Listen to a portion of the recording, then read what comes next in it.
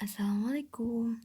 Halo teman-teman, perkenalkan, saya Alda Yasmin dari 12 MIA 7, nomor absen 4. Di sini, saya akan membahas tentang pemanfaatan iptek dalam perangkap kasus pelanggaran dan pengingkaran hak warga negara. Sebelum membahas lebih dalam, saya akan menjelaskan apa sih pengertian hak warga negara. Hak warga negara adalah pekerjaan dan penghidupan yang layak, menikah dan berpihak diri, pendidikan, memperjuangkan hak, perlakuan yang sama di depan hukum, memeluk agama, dan memperoleh informasi. Berikut ini penjelasan lebih lengkap beserta dasar undang-undang dari berbagai hak warga negara tersebut. Yang pertama, berdasarkan pasal 27 ayat 2. Lalu, berdasarkan pasal 28A, selanjutnya, berdasarkan pasal 28B ayat 1 dan 2, selanjutnya lagi, berdasarkan pasal 28C ayat 1, lalu, berdasarkan pasal 28C ayat 2, berdasarkan pasal 28 ayat 1, 2, 3, dan 4, berdasarkan pasal 28E ayat 1, 2, dan 3, dan berdasarkan pasal 28F. Pelanggaran dan pengingkaran hak warga negara tersebut terjadi ketika warga negara tidak dapat menikmati atau memperoleh haknya, seperti yang telah ditetapkan oleh undang-undang. Contoh kasus pelanggaran dan pengingkaran hak warga negara: A. Mengambil hak orang lain. B. Melarang orang lain untuk menyuarakan pendapatnya. C. Melarang orang lain untuk bersekolah. D. Memaksa kehendak orang lain.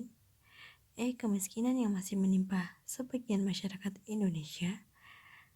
F. Banyaknya pengamen dan peminta di jalanan juga termasuk sebuah pelanggaran. G. Melanggar aturan lalu lintas.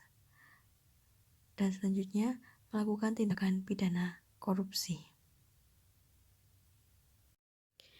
Sesuatu hal itu pasti punya dampak positif dan negatifnya sendiri. Begitu juga dengan kemajuan iptek. Kemajuan iptek memiliki sisi negatif dan sisi positif. Sisi negatif dari kemajuan iptek adalah semakin banyaknya kejadian pembulian karena hanya melihat masalah yang terjadi sekilas dan tidak memahami apa yang terjadi sebetulnya. 2.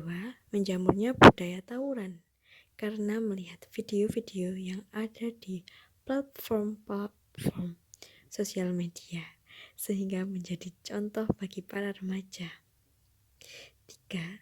Maraknya perdebatan hanya karena membicarakan hal sepele di sosial media, dan itu mengakibatkan perpecahan di Indonesia.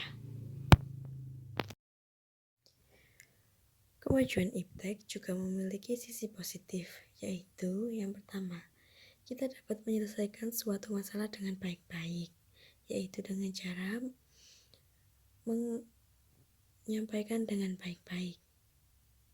Yang kedua, mudah mengenal orang lain dengan cakupan seluruh dunia tanpa adanya batas.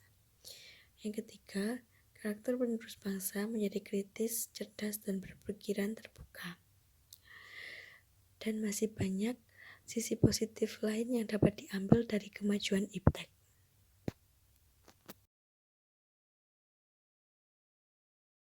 Sekian dari saya, mohon maaf bila ada kurang lebihnya. Wassalamualaikum warahmatullahi wabarakatuh.